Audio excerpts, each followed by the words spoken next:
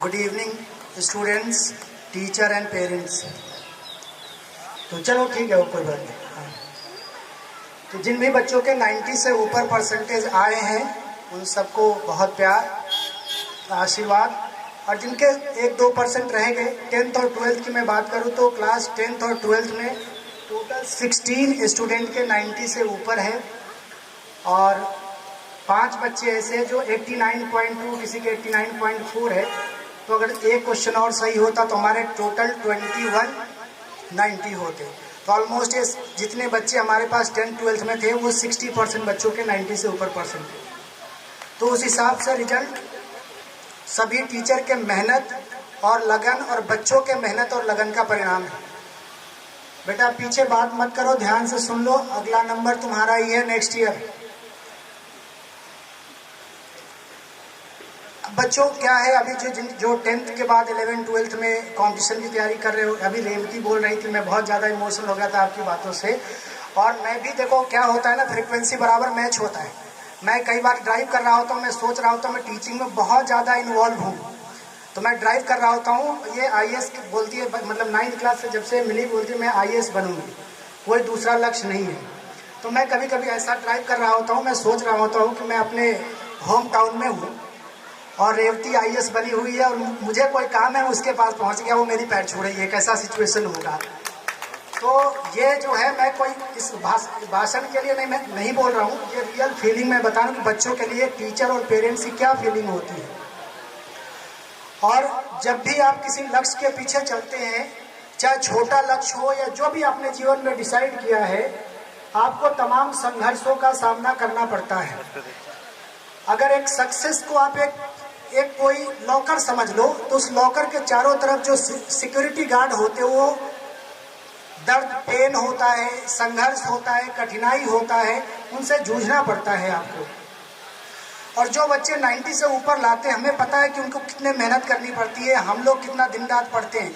कई लोग कह देते हैं कि हमारे ज़माने में तो इतने 60% आज के 90% के बराबर हो सकता है, लेकिन ये कम नहीं है। जिनके 90 से ऊपर आते हैं वो बहुत मेहनत करते हैं, बहुत मेहनत करते हैं। और टीचर, हम बीइंग अ टीचर, मुझे पता है कि किस हिसाब से वो पढ़ाई करते हैं और हमें किस हिसाब से करना चाहिए। तो हमेशा संघर्षरत रहो। जब भी जीवन में कठिनाई आए, समझ लो कुछ अच्छा होने वाला है। एक बच्चा सुबह नीट की क्लास में आया, उसके नंबर 89.4 10th में आए, बहुत मायूस था। हमने कहा कि आप परेशान ना हो, हमारे जानने में एक लोग हैं, वो सिपाही के भर्ती में रिजेक्ट हो गए। 10th क्लास के बाद वो गए सिपाही के भर्ती में, वो रिजेक्ट हो गए, रोने लगे। अभी वो DSP है। तो होता है कई बार, जो चीजें हमारे साथ नहीं होती उसके भी कुछ मायने भगवान हमें बताना चाहते हैं। और संघर्ष हमेशा जब हो, जितना ज्यादा संघर्ष होगा सफलता उतनी बड़ी होगी।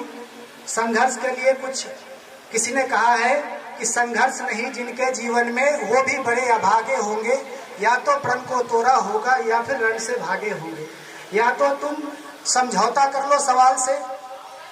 अभी भगवान ने चाहा तो JEE में भी रिजल्ट, मैं बोलना नहीं चाह रहा था, लेकिन इमोशनल कई बार होता है आदमी तो बोल जाता है, क्योंकि मैं जब बोलता हूँ तो कई बार रिजल्ट होते होते रुक जाता है। तो इसलिए मैं 4 जून को ही बात करेंगे जब रिजल्ट आएगा।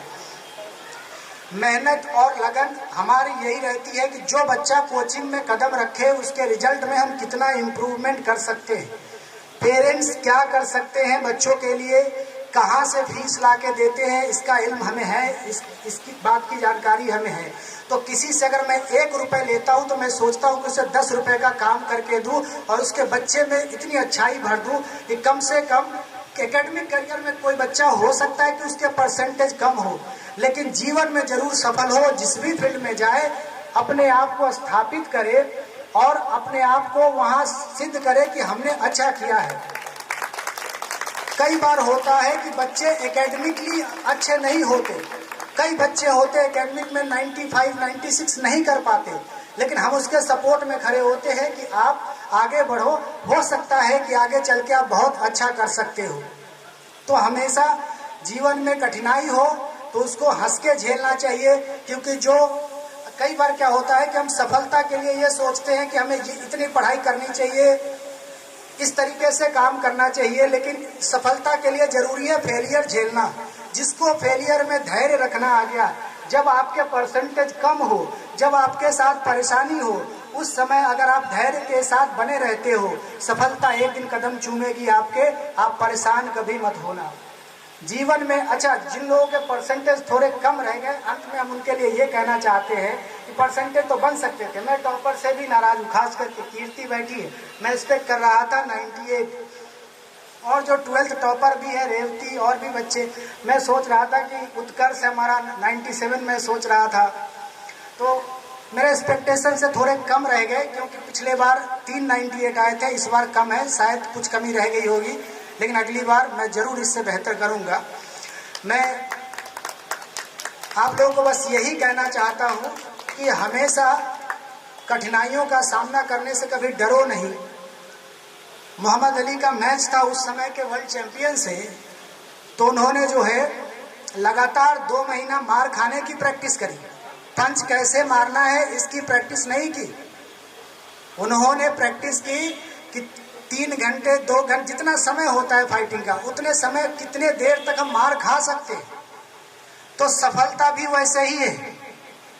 जिसको धैर्य कठिनाई में रखना आ गया वो जरूर सफल होगा। और जिन लोगों के परसेंटेज कम है उनको मैं बस यही कहना चाहूंगा कि तुमने चाहा नहीं वरना हालात बदल सकते थे। कुछ बच्चे आए कहे सर थोड़ा पढ़ लेता तो और बेहतर होता, मुझे अब अनुभव हो रहा है। तो उनके लिए ही मैं लाइन बोल रहा हूँ कि तुमने चाहा नहीं वरना हालात बदल सकते थे। मेरी आंखों के आंसू तुम्हारी आंखों से निकल सकते थे। तुमने चाहा नहीं वरना हालात बदल सकते थे। मेरी आंखों के आंसू तुम्हारी आंखों से निकल सकते थे। तुम तो ठहरे ही रहे झील के पानी की तरह, दरिया बनते तो बहुत दूर निकल सकते थे। तो आप लोग जीवन में आगे बढ़ो। मेरा प्यार आशीर्वाद हमेशा आपके साथ है। और मैं इस कोचिंग के लिए दिन रात 24/7 काम करता हूँ। इवन सो करके उठता हूँ तो मैं सोचता हूँ इस बच्चे में कैसे क्या अच्छाई बढ़ी जाए, और इसके लिए जो भी मेरे से बेहतर हो सकता है, जो फैकल्टी में क्लास में भेज सकता हूँ, मैं कोशिश करता हूँ कि बच्चे का 1 मिनट का समय खराब ना हो। आप सब आगे जीवन में अच्छा करो। इन्हीं शब्दों के साथ बहुत बहुत धन्यवाद आप सबको, आप सबको प्यार बच्चों को। और सब अगले साल के जो हमारे बच्चे हैं 10th के 12th के, मेहनत करो, आगे बढ़ो, आप सबका रिजल्ट और बेहतर बनाएंगे। धन्यवाद।